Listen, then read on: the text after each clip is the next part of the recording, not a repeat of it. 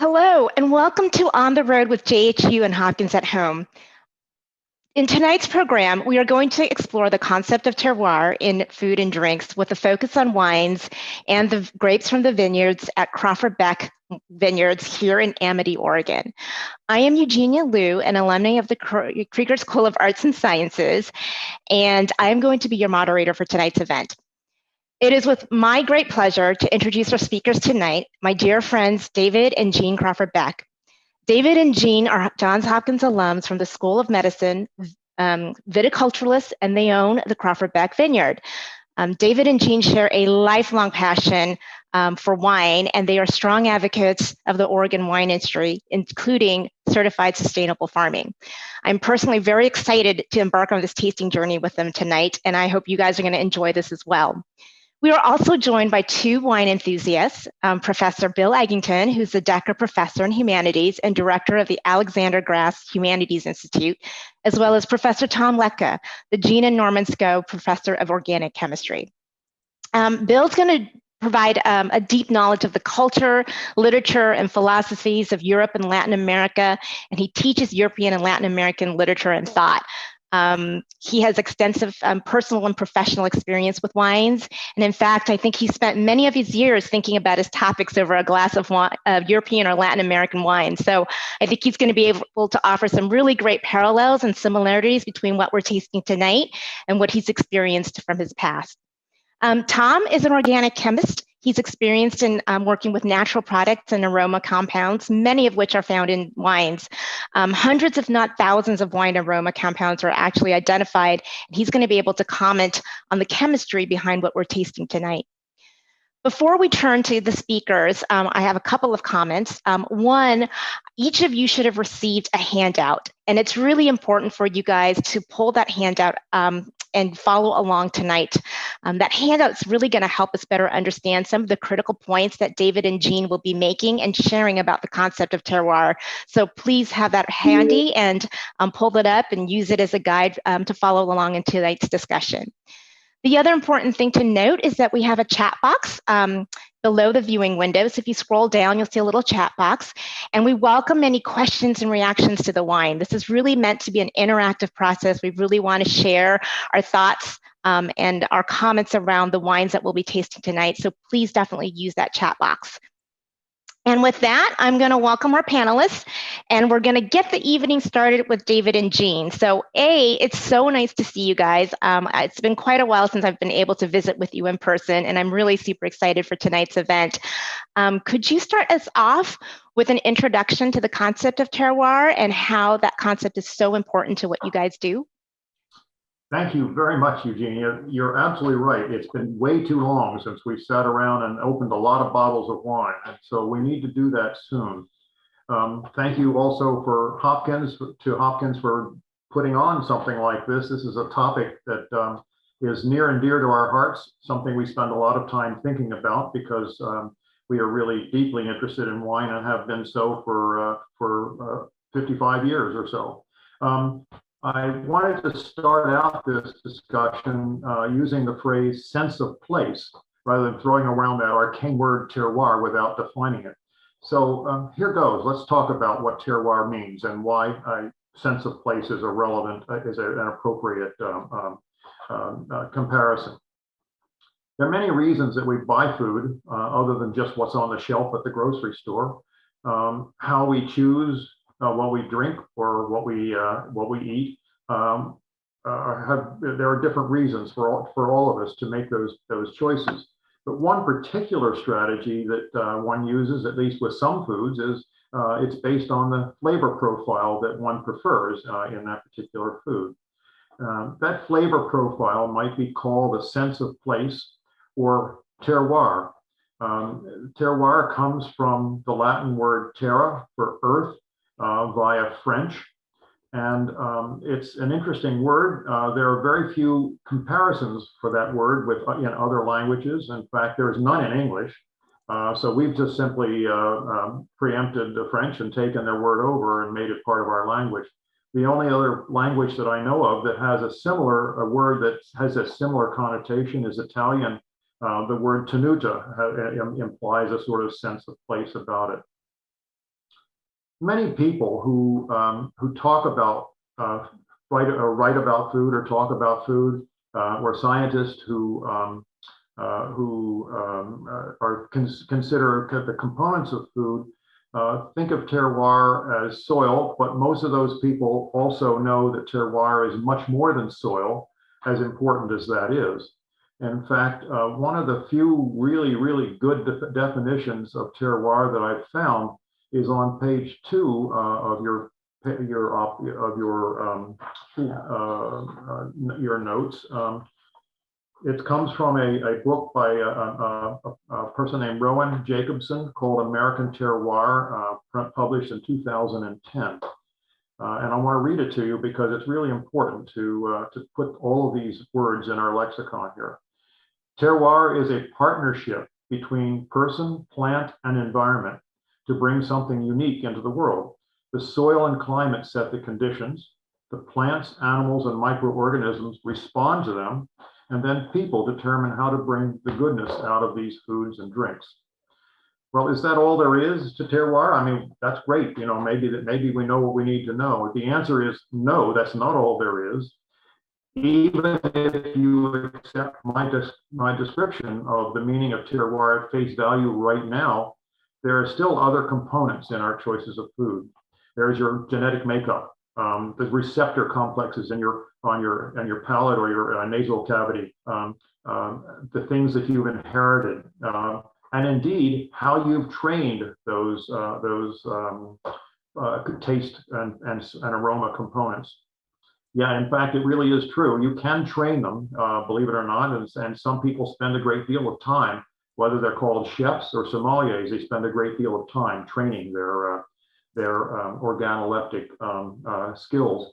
And there is another component that I want to really mention very strongly, and that is it's your emotional history and emotional intensity.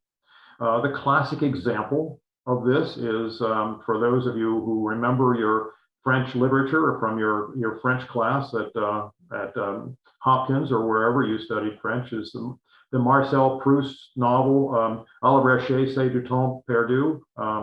In that novel, the narrator dips a Madeleine in a cup of linden blossom tea. The bite surprises the narrator with a shudder of, quote unquote, exquisite pleasure due to recalling a similar taste during an idyllic childhood experience. In another volume in that same set of novels that Proust wrote, that same narrator tastes an orange and realizes that, quote unquote, 100 mysteries revealed by the fruit to my senses, but not at all to my intellect. That same experience is probably something, those kind of experiences is probably something that you all can recall. You've tasted something that brought back a long lost or suppressed memory. At this time of the year, for example, Jeanne makes strawberry jam out of some really great strawberries that grow here in the Willamette Valley. And every time I taste a fresh batch of Jeanne's strawberry jam, I recall sitting by a lake on Mount Desert Island called Jordan Pond with Cadillac Mountain in the backdrop. And that just comes to me, and it's there, and I can't suppress it. It comes up automatically because of that recollection. Well, I don't want to go on that too long. I can tell you more experiences, and I hope that you will recount some of those experiences for us later on too, when we're maybe in the chat box, you'll drop something in there. I hope this gives you a view of the complex background for the concept of terroir. Unfortunately, this neurophysiology that I was just describing and the psychiatric components are well beyond the discussion, this discussion. But right now, I would suggest that if you haven't done so, open your wine if you're participating in a tasting.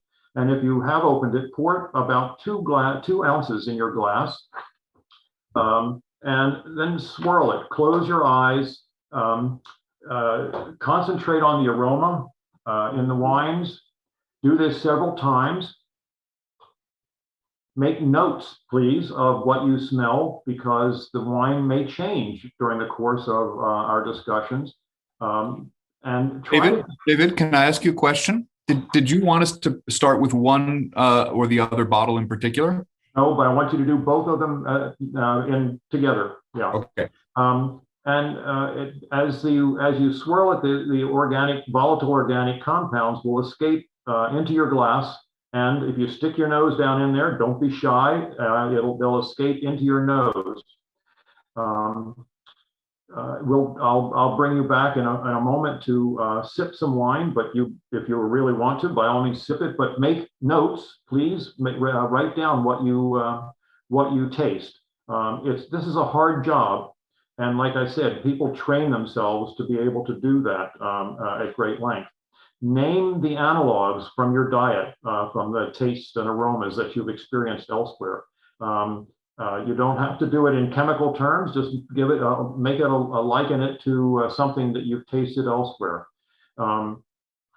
Just to give you an example of how hard it is, a 2015 Crawford Beck wine was compared to pencil shavings by a critic, and so.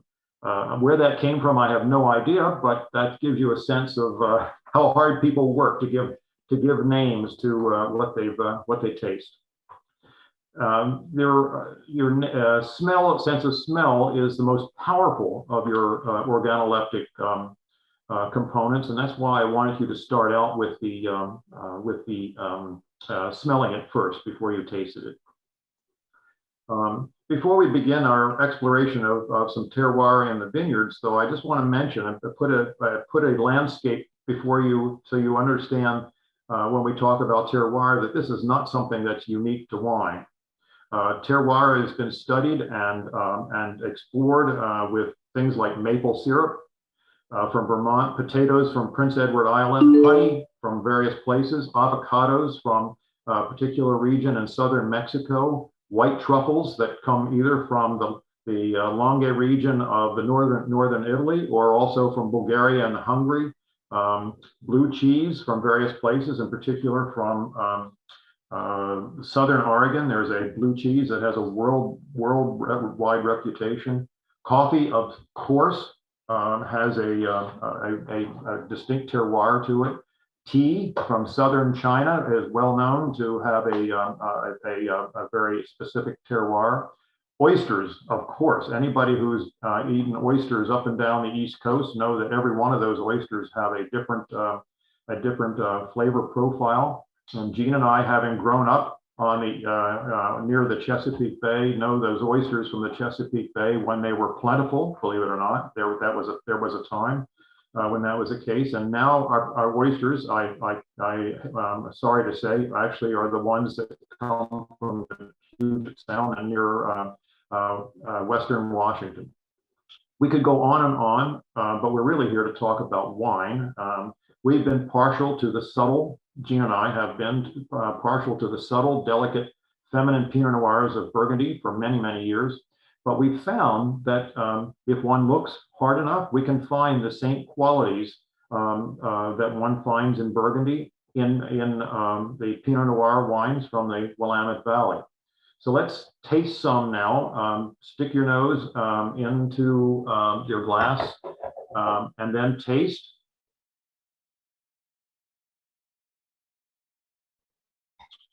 I'm not going to tell you what I taste because I don't want to, shall we say, skew your sensations, but I want you to give names to the flavors that hop into your memory bank. First, I want to mention the two wines that we're tasting. One is they're both 2017 vintage wines. One is 100% from the Winderlea Vineyard, The other is 100% from the Crawford Beck Vineyard. They come from the same winemaker, the same winery, same vintage, same grape, Pinot Noir, and the same alcohol level, and that's really important to your tasting for comparative purposes. The alcohol level can really skew your organoleptic response to a wine. But there are differences, and these differences are what we call and lead to this phenomenon called terroir. The Winderlea wine is in a deep volcanic soil called Jura. The Crawford Beck grapes grow in a shallow volcanic soil that you might be able to see as a reddish brown soil that overlays a layer of ancient marine sediment, 100-million-year-old marine sediment that's underneath the vineyard where our grapes grow. Winderlea is from the Dundee wine growing region. The Amity Hills is from the Crawford Beck is from the Amity Hills wine growing region. Winderlea is farmed using biodynamic practices. Crawford Beck is farmed using certified sustainable practices. The heat profile, an extremely important feature of vintage, is different between the Crawford Beck Vineyard and the Winderlea. And Crawford Beck is exposed to something called the Van Duzer winds.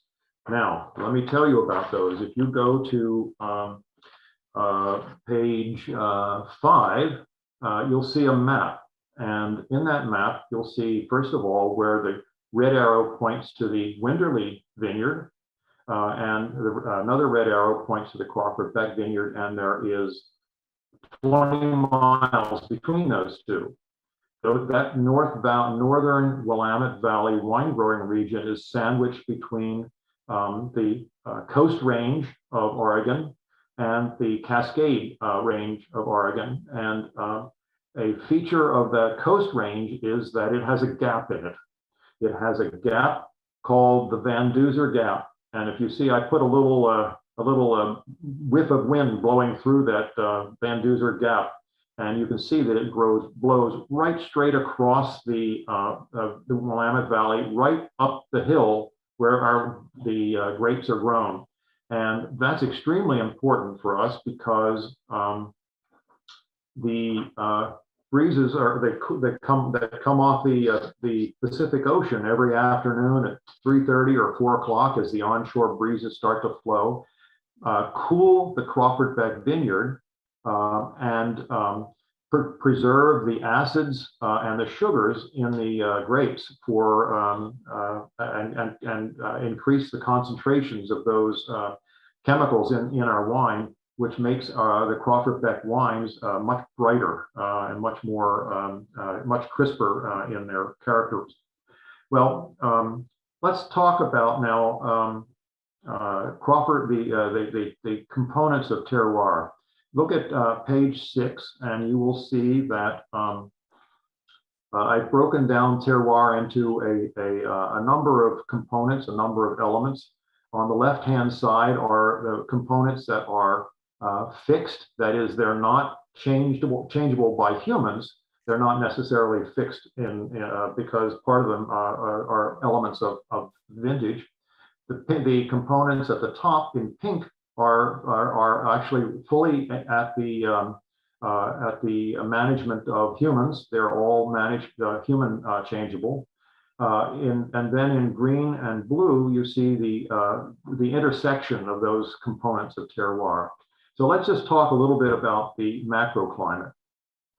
On the left-hand side in yellow, you'll see the things that are absolutely fixed once the decision to plant a vineyard is in place: the latitude, the altitude, topography of the land that the vineyard is planted on. You may know, but I will tell you that the range of latitudes that are most amenable for grape culture, viticulture, is between 40 and 45 degrees latitude. And that's both northern hemisphere as well as southern hemisphere. Now, one can grow grapes outside of those ranges, but if you do, then you've got to go much higher in altitude. For example, some of the finest wine growing regions in Southern and South America, in Argentina, are outside that range, but they're at like 6,000 feet or something like that. And Bill can probably correct me on the altitude there. Beautiful wines are made at between 40 and 45 degrees in Australia and New Zealand and South Africa. So those are the range of light and heat features that fix a component of terroir. The second box on the left is what I've labeled as mesoclimate. Those are climatic elements that are associated with vintage. That means that they're not man manipulable, but they change from year to year. The temperature, the amount of heat that one accumulates, the wind, the rain, the exposure that they get to all of these things, the humidity, the soil depth, soil structure, nutrients. All of those things are fixed in terms of whether man can alter them, whether humans can alter them, but they're features of vintage, and that's really important. And it's also important to note that climate and weather are two very different things. They're not ever the same. And now back to the pink boxes at the top. Those are the components that are about terroir that are within the management of humans. How one manages the floor of a vineyard, for example, whether one irrigates or cultivates, or how one cultivates, or when one irrigates, whether one adds various nutritional amendments at various times during the course of the growing season, are all part of floor management. Canopy management is another component of terroir that is human manageable. How one spaces the vines, how one trains the vines on a trellis system, how one positions the shoots on those vines, whether they go up, straight up, or whether they hang down, or a variety of other strategies one can use. How those shoots are pruned, how they're hedged to keep them from shading the neighboring rows, how the fruit is thinned to enhance ripening, how the leaves are thinned and removed to enhance exposure to sun and wind, and indeed how one actually protects the vines from various pests. Another component is what vines one plants, what variety and what variety of rootstock one puts that grape variety onto. Matters indeed how various components of terroir are expressed in the grapes. All of those things together come to merge into something called I call micro terroir, microclimate. The exposure of great bunches of grapes and the exposure of those grapes to leaves and temperature are critical. Temperature is probably the single most important component of terroir that is expressed from year to year, and is worth a discussion in its own right. How a vineyard is expressed is affected by various pests and diseases, in particular molds. Primarily a mold called powdery mildew and another mold called botrytis depend on how one manages, how the humans manage the vineyard, whether the microbiome is healthy, that the microbes that grow in the soil, on the plant, on the grapes, and whether that microbiome, those microbial communities are expressed in the winery, are also a part of this human derived management. And of course, all of this comes from various farming practices that we employ. All of these things now come together into the blue boxes that are what we would call the integral of all of these of the components: how the vines grow, how much crop they can carry, how much sugar can be made, how to make grapes mature in terms of accumulation of sugar, pigments, tannins, and other flavor and aroma components. And indeed, the entire composition of the grapes that become wine in the ferment in the winery. And the last component of this that I put down at the bottom in supposedly it's a pink, and I'm not sure what color it's showing up on what you printed out, but the winemaker is responsible for the vinification, and that winemaker, whether it's a he or a she, and I can come back to the she point in a moment, whether the winemaker vinifies the grapes for a long time or a short time, whether the winemaker leaves the skins in the presence in the ferment for a long time or a short time, what temperature the winemaker uses, and also as the wine gets formed, whether it's aged for a long time or a short time in the barrel, and what kind of barrel and what forest the barrel came from, indeed. And how the wines are blended with various other cultivars, for example, mixtures of Pinot Noir cultivars,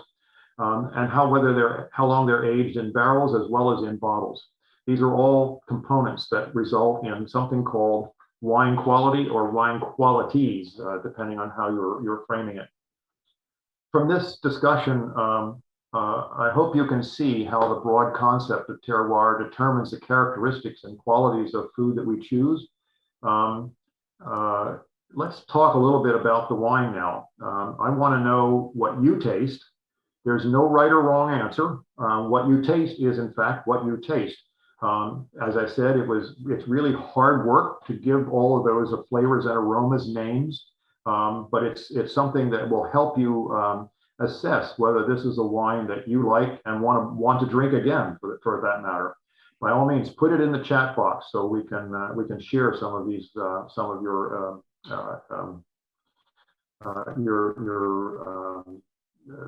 experiences there. You may notice that the wine has changed a little, or you may notice that it will change as you sip it. This is perfectly normal with wines. It's part of the reason I'm not a fan of decanting wine. For example, if a wine changes rapidly and not necessarily for the better, decanting may mean that you'll miss the best thing a wine has to offer. Do read through the 2 data sheets that you got previously. That will give you some information about these wines. You may find those there on your desktop somewhere. Now, as I said earlier, I'm not going to tell you right now. I will later on if you want, but I'm not going to tell you what I taste in these wines because I do not want to influence what you taste. And I don't want to. And it also depends on whether you had any food with the wines too. If you made gougere, good for you. It's a perfect accompaniment to wine during tasting. It doesn't have the fattiness of a cheese that will coat your palate and definitely skew your sensation of the wine. There are other things that one might have that can alter your sensation. But this is also part of the reason why wine is a wonderful accompaniment to food. And so that pairing of what happens between the food and the wine is a part of this, a part of its allure and a part of the reason that Jeanne and I really appreciate it. David and Jeanne, back sorry. to Eugenia.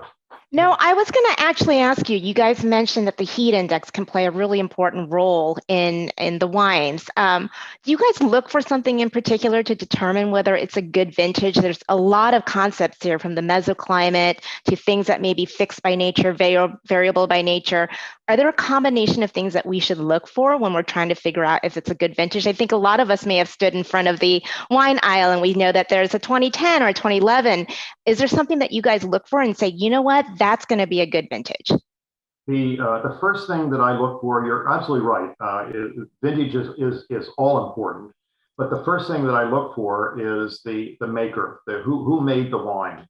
Obviously, if I'm drinking Pinot Noir, I've got to know whether I can afford a Burgundy or whether that's out of my price range. But once I know where I want, what I want to, if I'm interested in Burgundy or whatever, I want to know who made the wine, because that's the thing I can trust most.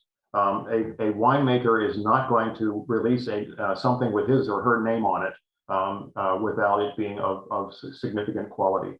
The other thing to notice is to look at the alcohol level in the wine, whether it's a Pinot Noir or a Zinfandel or whatever it is that you're looking for. Something that's really full of alcohol, that's really hot. The term of art is hot. Alcohol imparts heat, to quote unquote heat, to the wine. For me, a hot wine is not something that I seek, and so I will cleave toward a wine, a Pinot Noir has an alcohol level of somewhere between 12.5% and 13%.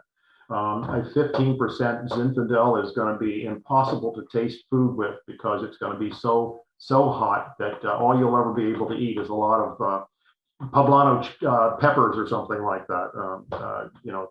Otherwise you won't taste food. Knowing what the context for that wine is those are some of the things that I might look for. So I'd like to bring Bill and Tom into the conversation as well. Bill, I know you've got a lot of experience with wines, and it's my understanding that the Pinot Noir grape has a pretty long and rich history. Is there something that you can share with us about the history of the Pinot Noir grape?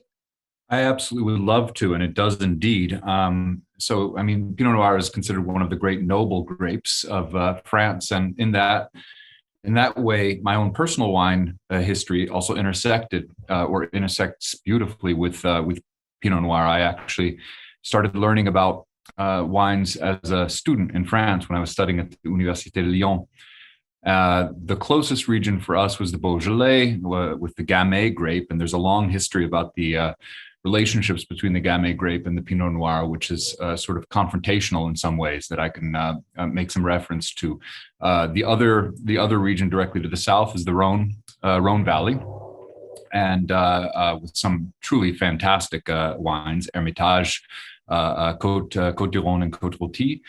And then up to the north and then to the west, you get into the hills and mountains of the Burgundy region, and to the east, I mean. And there is where I actually fell in love with a vintage, with a particular region within Burgundy, the Côte de Beaune region, or the Beaune region, which has a denomination which is one of the ones that I know is of particular interest to David and Jeanne, the Pommard, and which is one of the points of reference for this wine. And so in thinking about the history of Burgundy and of Pommard, I went back and read a little bit about the history of this region.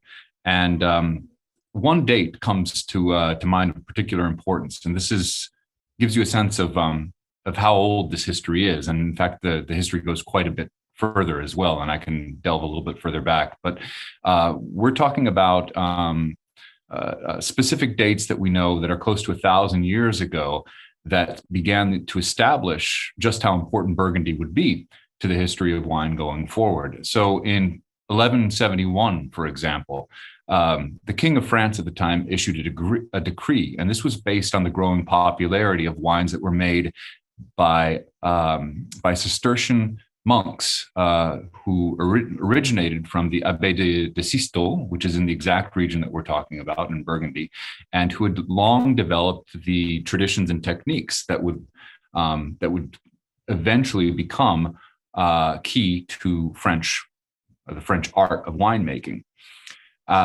The Cistercian monks made wine that became so valued among the nobility of France that the king in 1171 issued a decree that said from that point on they could never be taxed. Because taxation would in some ways limit the amount of wine that could come out, and there was already some issues with the nobility and the royalty getting the amount of wine they wanted. Not to be outdone, the Pope also issued a decree, namely a papal bull, proclaiming that anyone who dared to tax the Cistercian abbeys and their production of this glorious wine would be subject to excommunication at his command. So this gives you a sense of how seriously they were taking their wine at the time. You know, when David was talking about the processes and how complicated that go into making wine, one thing that occurred to me is, well, there's a great deal of complexity nowadays in technique, and this complexity and technique has developed over years, over centuries, over generations of winemakers learning exactly how their impact on the fruit that they are given, if you will, by the macroclimate, by the geography of their land, ultimately results in something that's more or less drinkable, more or less valuable, more or less to be desired. But in another completely different sense, and I'm sorry for the light, we had everything set up beautifully, and then the sun just came through. But in another very different sense, of course, wine is also something extremely simple. It's fruit that has been left to ferment, right? And in particular, it's grapes. But there are many stories that, if you go into the deeper history of wine, about where did we develop this ability? Where did we develop this knowledge? And some of them are even single origin, if you will, stories. I mean, one of my favorites comes from Persia, a Persian king by the name of Jamshid, who had a predilection for eating grapes and liked to keep them on hand, and he kept them in jars or in earthenware containers, and was one day tasting his grapes and realized these grapes have lost their sweetness and there's something kind of tingly on the tongue about them, and he suspected maybe I'm being poisoned, and so he wrote the word poison across the jar and had it put away. When one of the women in his harem had a terrible migraine for many days and decided she couldn't do anything about it and wanted to end her life, she went into the storage area and saw a jar that said poison on the jar. And so she drank the contents, expecting that they would kill her. And instead they put her to sleep. And in sort of a curious reversal of today's, what we would call a hangover, when she woke up, her headache was gone. So wine's curative properties were at that point discovered, and greatly perhaps exaggerated. And one final story, even kind of moving further back in time, and it's either a story or there's perhaps some potential truth. Textual evidence suggests to us that while the practice of fermenting fruit is probably universal, we know that other species, from birds to primates, in fact, come upon fermented fruit and consume it, and clearly do so with a knowledge or with a practice of intoxicating themselves to a certain extent. So while this practice is very, very universal, something about that complex technique or certain set of techniques about fermenting specifically grapes and specifically doing so in specific ways may have a common sort of Central European origin. And some of the evidence behind that is as follows. There was a cataclysm, we suspect. We know there was a cataclysm. We suspect that it occurred from the geological evidence at around 5,000 BCE, so sort of in the middle of middle-late Neolithic period. And that cataclysm changed the geography of Central Europe in a drastic way. What is now the Black Sea was not a saltwater sea at the time. It was not connected to the Mediterranean. However, the Bosporus, what is now the Bosporus, that allows an inflow and outflow of water between the Mediterranean and the sea, was opened by most likely an earthquake. And what had been a very small freshwater lake that was surrounded by villages of different cultures was inundated, completely inundated by a mass of water that was hundreds of times as large. So many, of course, thousands of villages were destroyed. The survivors left in different directions, and they brought with them, apparently, a culture of wine. Some archaeologists have suggested, and also linguistic archaeologists, linguistic evolutionary biologists have suggested as well, that this potential common origin for the practice of fermenting grapes in particular may explain extraordinary commonalities for the words that we use for wine, which are very, very similar in languages that have entirely different original stems: Indo-European languages, non-Indo-European, Semitic languages, Caucasian languages, et cetera, and so forth.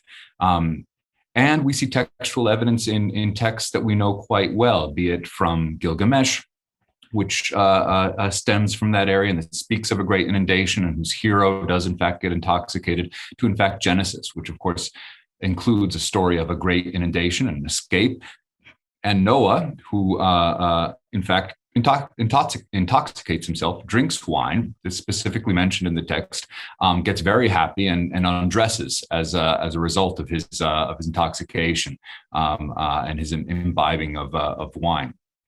So that's probably enough for me to say right now. Wine has a very long history. I wanted to come back around to Pinot Noir because that was the grape that was grown, that was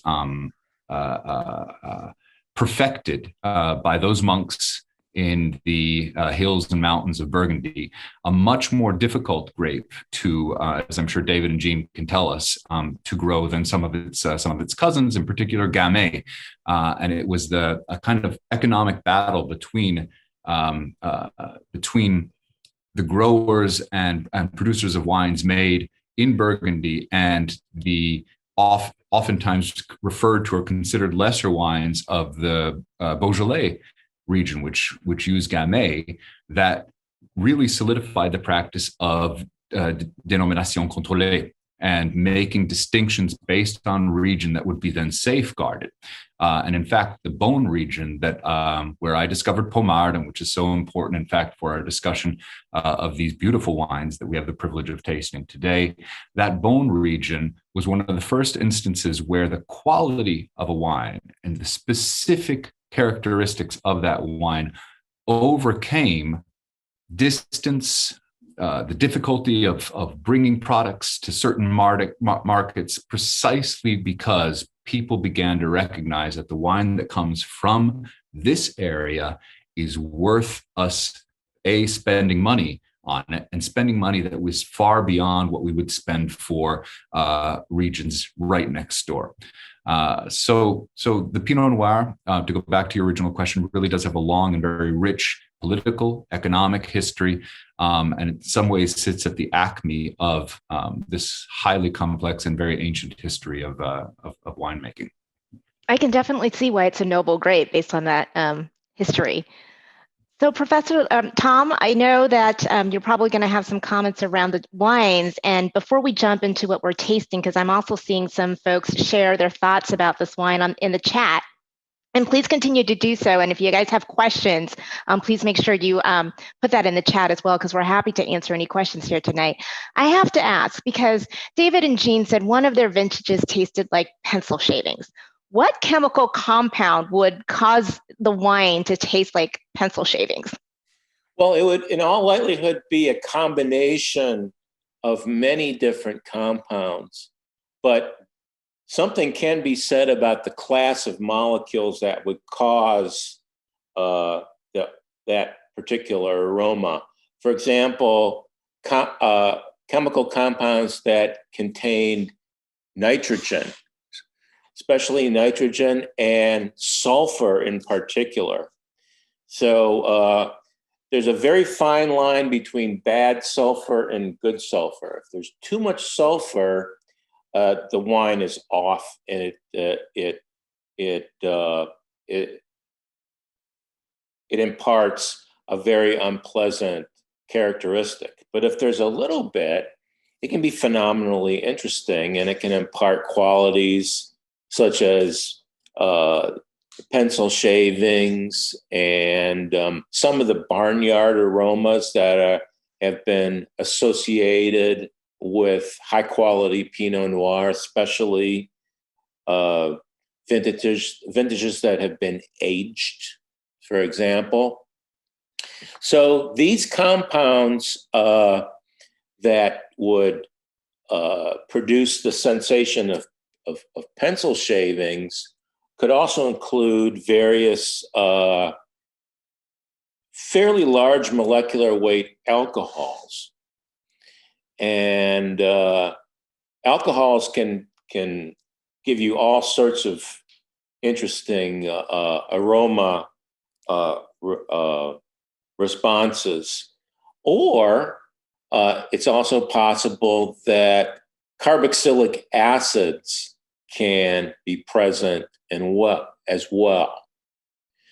But I would say that generally speaking, if you mention pencil shavings, you're not talking about the fruity esters that hit my nose, at least in my experience, when I first sampled the Crawford Beck Pinot Noir. I sensed cherry and a little bit of strawberry, as well as a very volatile ethereal component. So those compounds chemically are a whole lot different. They would contain carbon, hydrogen, and oxygen and nothing else.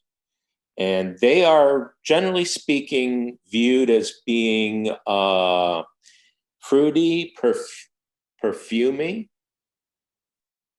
and very pleasant, candy, things like that.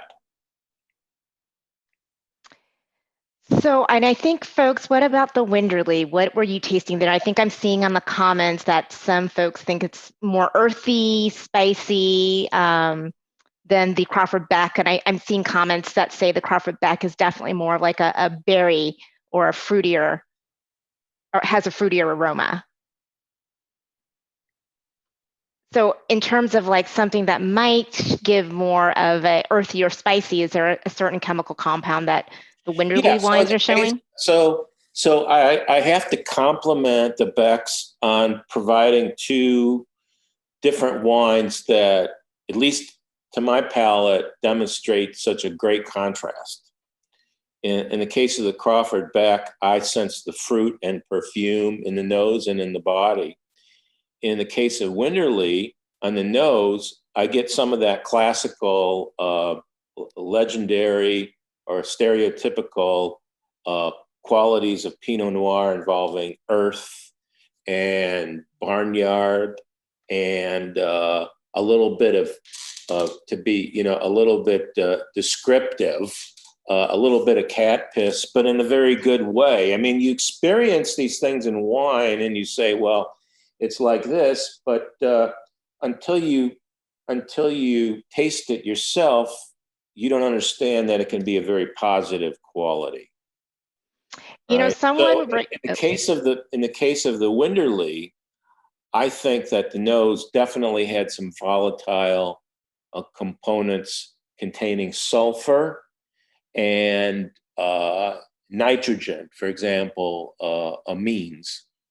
And because they're fairly volatile, their molecular weight, their molecular weight is not high. They have to be able to reach your nose readily to provide the response, the initial response.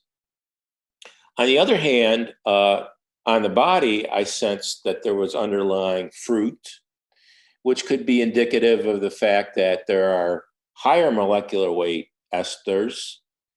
And these may also reach your nose to a limited extent in the initial sample, the initial smelling, but they're dominated by the sulfur containing and nitrogen containing components that give rise to the earthy, the mushroom, the barnyard, the little bit of piss, the spice, wood, things like that. I know that someone has asked, I think they see that David and Jeanne are using kind of like a tulip-shaped glass for their tasting, and there was a question around whether the glass matters. So David and Jeanne, can you share a little bit about the type of glasses and how that impacts the aromas and the tasting? The glass does matter. It is really important to have a shape that enables you to get access to those volatile volatile organic compounds that we were just hearing about. The wine, and so the first thing that I would say is an optimal wine pour maximal should be about 2 ounces. So somewhere down like this in the bottom of the glass. If anybody who pours you a half a glass of wine, first of all, this glass will hold a whole bottle of wine, believe it or not.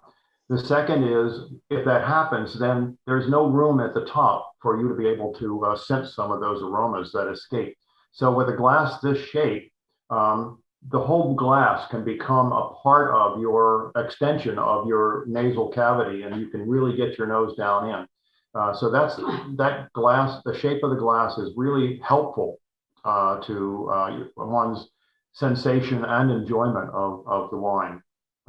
This is an Orambino. And this is actually, this glass with if you can see, I'm not sure if you can see this, at the top there, it bends out, it sort of, it enables the wine to spill out onto your palate. This glass was actually designed specifically by George Riedel for Oregon Pinot Noir. It has now pretty much become the standard Pinot Noir glass for the Riedel factory, for all of the Riedel glassware, because of the shape of the bowl, the ratio of the diameter here to the height, and this little bit of a I'm not sure there's a name for that fluting at the top, flare at the top, are really high quality attributes for the glass.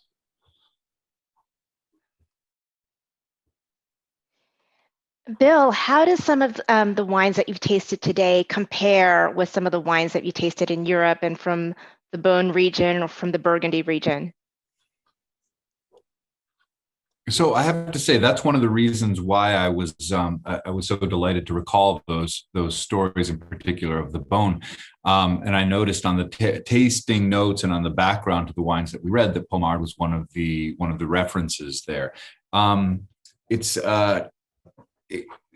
It would be impossible, I think, for me to reconstruct kind of an exact one-to-one correlation. I would have to have my notes here on actual Pommards that I've tasted, but certainly what these wines both have, and I've been reading with great curiosity the participants here, our various tasting notes, and in fact, what I've been writing down for both of them, there's a lot of interesting overlap there.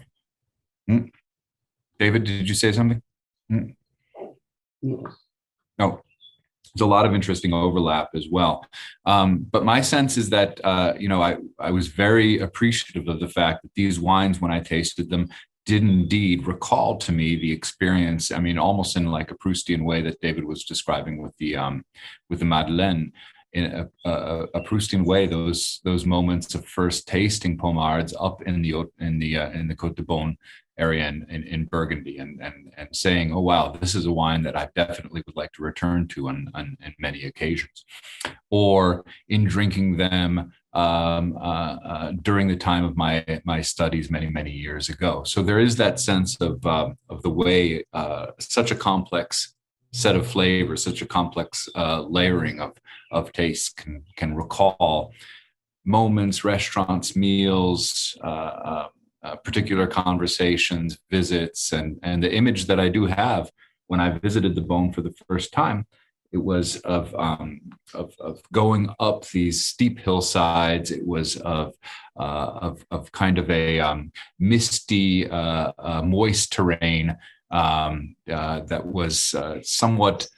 That would suddenly break and you'd have full sunshine and then it would disappear again. So it was a highly variable climate. It was something that really sticks in my mind. And naturally, because it's France, many castles as well.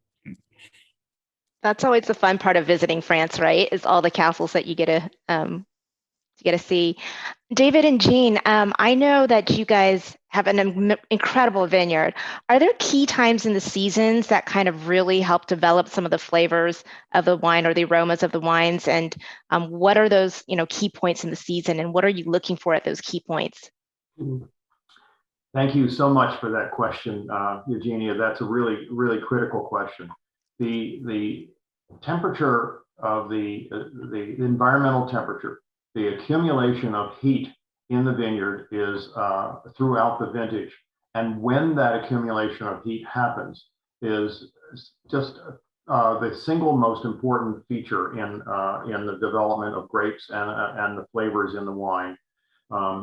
During the early part of the season, the grapes accumulate acids, malic acid, tartaric acid, some citric acid. Later in the season, they accumulate not only acids, but a lot of sugar, sucrose, and flavor compounds, great big molecules called tannins, and great big molecules called anthocyanins that are part of the aroma and flavors. And how those compounds, how those chemicals develop, depends on how much heat one gets at what stage of the vintage. And so right now is a critical time in terms of flowering and getting the berries set on the vines. In the middle of the summer, it will be critical to get enough heat so that the berries start to color and become purple. And then toward harvest, toward the middle of September or beginning of October, when we harvest here, it will be key to have enough heat to be able to ripen the grapes and get enough sugar. We need to get the sugar level up to about 23 or 24%. And at 24%, that'll produce a wine that has about 12.5% alcohol in it. And those are the critical times. And if there are things that happen, whether those things might be frosts, as we just saw, maybe if anyone has been watching the weather forecast in France, France has just gone through an incredibly cold spring, and they've had tremendous amounts of frost and all sorts of things. Or later on, whether one gets hail or fog that leads to mold, any number of things like that that can happen during the course of the unfolding of that vintage can have powerful impacts on the grapes. The best thing for us is a long, dry, nice and warm, but not hot summer. If I could just say something about flowering. The weather during flowering is absolutely critical to determine the size of the cluster. So right now, we're going through flowering, and it's been raining, and it's cold, and it's cloudy. That means we're going to have very small clusters. And very small clusters in some ways are good because the ratio of and very small berries. So the ratio of the skin to the rest of the berry they'll be higher, and there'll be different tannins or different amounts of tannins in those wines. So just simple things like a little bit of rain and during flowering can make a huge difference. So we've been tracking it right now because it looks like it's going to be another vintage like last year, which was very small clusters. And winemakers love small clusters because they like that high ratio of skins, which is where all the flavor and the color compounds reside. And so they're not worried about sugar, which is primarily in the pulp of the berry. They want all those intense flavors, the anthocyanins that make that beautiful red, ruby red color. That comes from the skin, and a high ratio of skin to pulp is something. It's a good thing. Is a good thing for the winemakers. Tom, we know that there's a lot of different factors that go into teasing out certain aromas or tastes in the wine. Does a Pinot Noir grape have any type of chemical fingerprint or underlying fingerprint that's consistent? Well, that's one of the magical things about Pinot Noir is that it is so incredibly variable, and it can take on the characteristics of its microclimate probably more significantly than just about any other grape. But there are certain things there are certain things that would there's certain things that you could definitely generalize, and that is every Pinot Noir. I've looked at chemical signatures of Pinot Noir from Burgundy, California, and Oregon, and they all definitely contain a significantly larger quantity of phenolic compounds. These are aromatic compounds that contain hydroxy groups than many other red and white wines. And these phenolic compounds are not necessarily incredibly volatile, but they help provide some of the silky mouthfeel that's characteristic of Pinot Noir. When you take a sip and you say, well, that's almost like you're drinking silk. It's that silky feel. And it's these higher molecular weight compounds that produce some of these sensations, like the tannins, the anthocyanins, and also the phenolic compounds. The anthocyanins don't impart much in the way of taste except for the sensation. Well, they do impart taste, bitterness or tartness, which is very important, and also along with the mouthfeel. But phenols will actually have a particular taste. So you might experience a little bit of spiciness or pepper or an earthy quality that's not quite the same as the barnyard that you get on the nose. And those are provided by the phenolic compounds. But in terms of generalizing further, I think I would be remiss in drawing too many conclusions, because the Pinot Noir grape has just got a fantastic amount of variability. And I don't know if anybody else can comment on this. I suspect it's highly genetically variable. And that's, of course, also spawns chemical variability. And the fact that it's so empathetic to its environment also affords another dimension of complexity, where you have just a fantastic number of chemical compounds. In an actual Pinot Noir, there's thousands and thousands of different chemical compounds. Sometimes it's easy to isolate one of them in the nose or in the body. In the case of the Crawford Beck wine, I definitely sense the ester that's characteristic of cherries, and also definitely some ethers, which are two carbon chains hooked to an oxygen atom. Those tend to be very volatile molecules, and they hit you. And that ethereal component is also can be very characteristic of Pinot Noir. But on the other hand, it's not present in the Winderlea Vineyard. So that's a lot different. Suffice to say, it's just amazingly variable and interesting. I actually wanted to intervene and ask a follow-up of both of Tom and I think of David and Jeanne as well.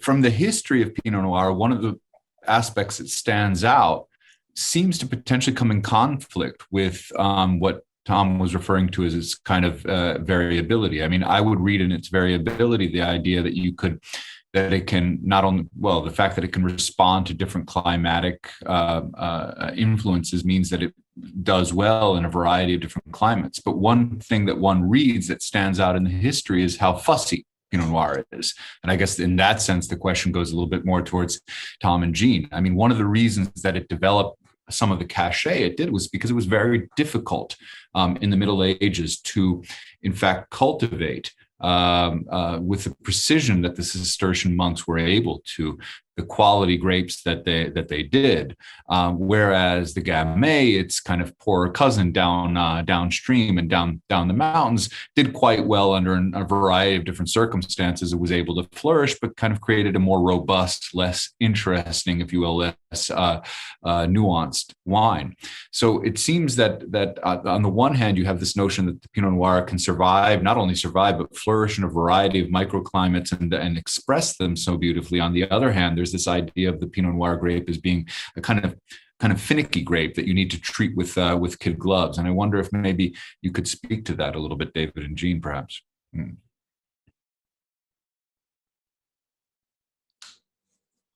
Tom's comments about the aromas in these two wines is right on, and I want to just address that quickly. And as I said, I wouldn't tell you what I tasted, but now I will. That we're far enough along, and everyone's been tasting. In the Winderlea, there's a little bit of dark fruit, but a lot of cranberry and coffee. This is now my palate. Whereas in the Crawford Beck, our vineyard is actually known for producing very light-bodied red fruited wines, red raspberry, and red cherries, not dark cherries, but red cherries. And so those are the characteristics of these fruits. In ours, I also have a little bit of a tea kind of tannins in the background as well. Now, as far as Pinot is concerned, there's really a conundrum of how to describe this grape. It is a finicky grape. It's extremely difficult to manage. It's susceptible to mold, and it's susceptible to all kinds of problems, and it's hard to get ripe. We get just enough heat to ripen it. In some years, it takes all the way up to, it takes the grapes hanging all the way up to November 1st, November 2nd, I think, to get the grapes ripened. I think that's the latest we've harvested one year. The other side of it, though, is Pinot Noir will grow almost anywhere. It'll grow in high pH soils in Burgundy, for example, where the soils there have a pH of 8.2, 8.3, something like that, full of calcium and magnesium soils. Whereas here in the Willamette Valley, Pinot Noir will grow in soils of pH 5.8, full of iron and clay and heavy minerals like those. And so and the wines I can pass off our wine for a Burgundy, even to somebody who knows Burgundy. And so that tells you that, not that I would try to do that, it's just that the point is that you can sometimes not tell the difference in what the grapes produce from those two widely divergent conditions. In Burgundy, for example, it rains all summer. In Willamette Valley, from now till the beginning of middle of September, we won't have any more rain, probably. I hope, but the point is, this is a desert out here, and so the weather, that microclimate that we talked about, the mesoclimate that we talked about earlier is very different between the various regions that grow Pinot Noir. So it's versatile in one hand, but finicky on the other, and that's what makes it endlessly interesting for us. You know, David and Jeanne, as you guys searched for a location to pursue your passion, how did you land in Oregon versus France? Oregon versus. Or just how did you land in Oregon as your place? So we knew that we liked Pinot Noir. That was a given. That was our grape. We had started way back 50 some years ago when we started tasting wine and getting to really learn what we like. We found that the heavy, big Zinfandels and Cabernets, they just weren't they weren't for us. They're for some people, but they weren't for us. But we really liked the much more delicate, much more feminine wines like Pinot Noir, Nebbiolo. Phil, you know Nebbiolo because of your Italian connections there. Those kind of grapes really resonated with us. And so on a trip that we made to the Willamette Valley in 2005, we actually spent a whole week, just staying in the Willamette Valley, tasting a lot of Pinot Noirs. And we said, and at that point we had been in academia for 40 some years, and we decided that chasing grant money and doing all that kind of stuff was something that we could probably do without, and that growing grapes would be just right for us. And so so from that trip, within a couple of months of that trip, we found a vineyard, and we had bought it, and we moved here. So we knew that this was the right thing for us, and we haven't looked back. This is just great. Since you mentioned that, I did want to say that when Tom was talking about the variability of the Pinot Noir, the other grape that came to mind with that kind of variability was precisely Nebbiolo, where you have this extraordinary range from one side of the Piedmont Mountains, where you have Barolo. You have big wines that remind you of, they can get up to 14% and that have just this power and pang to them. To the other side, where you have these light, lusciously fragrant wines like Lessona and Gattinara, that it's the same grape. And many of these are 100% Nebbiolo, in fact, and they're expressing these radically different microclimates and in ways so similar to what you were describing before. Also, just a last note, when in my own notes, precisely, fragrant tea came up for the Crawford. So, and as well as moss and grass. I don't know if that's something that other people notice as well. Eugenia, I'd like to interject, if I may, one other comment that I didn't get to earlier, but I really would like to put this out because I think people need to know that increasingly the glass ceiling among winemakers is being broken by women. And it turns out that some of the very best winemakers, not only in the Willamette Valley, but elsewhere on the American scene, are in fact women, and the very best ones are the young ones who are making their way through. This it's happening slowly in France, and just because that's such a patriarchal society, it may take longer. But it's not terribly surprising that that's the case. Remember, women are the progenitors of the race, and the survival of the race is really historically, evolutionarily in the hands of women. And so the ability to taste and smell food and not poison their children is something that women specialized in. And women have far more taste receptors and smell receptors than men do. And so it is not the least bit surprising to me that women do well in terms of making wine. I just wanted people to be aware that there is that little bit of an emerging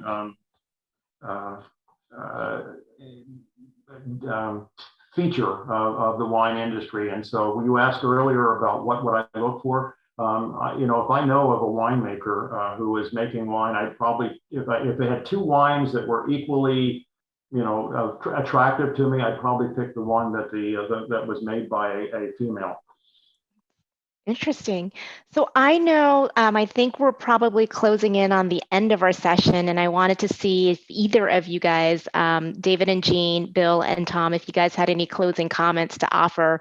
I don't see any more questions coming in, but it might be good to offer a comment or two to close us out. So I'll start with you, David and Jeanne. No? Thank you. No, thank you so much for doing this. Thank you for letting us indulge our passion. Talking about wine is something that we'll do at the drop of a hat. As you probably know, as you probably remember, Eugenia, it doesn't take much to get me going. I get excited, my adrenaline level rises, and I start grabbing bottles and opening them and say, here, taste this, here, taste this, So we love wine, especially Pinot is endlessly, as I said before, I use this phrase, I use it often, endlessly interesting. And the concept of what wine one pairs with what bottle of wine. Jeanne and I will talk about this. What should we have with this bottle? No, that we'll talk about it to try to figure out what is the best pairing. And the pairing depends on the flavors in the wine, the pH of the wine, especially. That is a key feature of wine food pairing is pH. And so this is something that we recommend to everyone who wants something that is family friendly, at least husband and wife friendly. Bill and Tom, do you guys have any additional comments or closing comments? Just thanks to David and Jeanne for introducing me to this wonderful vineyard, to your wonderful viticultural work. It was my knowledge of wines, as Eugenia explained, and as you could tell from my comments, is more Eurocentric, and it's a terrific opportunity for me every time that I can expand that into new realms, and Oregon bit by bit I'm arriving at and appreciating ever more every time I taste it. So thanks to you all. And Tom? Well, I'd like to compliment the Becks on the Winderlea Vineyard. This is an outstanding wine. It's a really fine wine. It's evolving and it's extremely interesting. And it contained just about an element of everything, from the fruit to the more exotic, the earthier notes. It's excellent, but it's very different than the wine that was produced just a few miles down the road. Another thing that the Becks alluded to last time was California Pinot Noir and how it's not a stylistic match for them. But California is the California Pinot region is what? It's 400 miles south, maybe 500 miles south, but there's a really big difference. And there seems to be more commonality between Burgundies and Willamette Valley than the more proximate, geographically proximate California. I actually like California Pinot Noir. I hope I'm not offending you by admitting that, but it's different. It is very different. It's got fuller bodied characteristics. Its relationship, I think, is a little bit closer to some of the California big shots like Zinfandel and Cab and Merlot than a perfumey, feminine Oregon or Burgundy Pinot Noir. But I like it. But it is a lot different. And I think it sort of illustrates the potential variability in the characteristics of the wine given different geography and climate and whatnot. Well, I want to thank each of you so much for joining this conversation. It's been really fun for me, and I've definitely added to my wine knowledge just from the tastings, the chemical compounds, and then the history of it. So thank you so much for joining us. And then I want to just thank the audience too for chiming in and letting us know what you thought about the wines tonight. And thank you again for sharing your wines, David and Jeanne. I've definitely, as a Californian coming up to Oregon, I definitely have a much greater appreciation for Oregon Pinots, and I think that's going to be my go-to wine from here on out. So I've been converted. Well, I hope this event helps you further enjoy your next bottle of wine, and I hope you guys will join us for the next On the Road with Hopkins or a Hopkins at Home event. Good night. Thank you. Thanks. Thank you.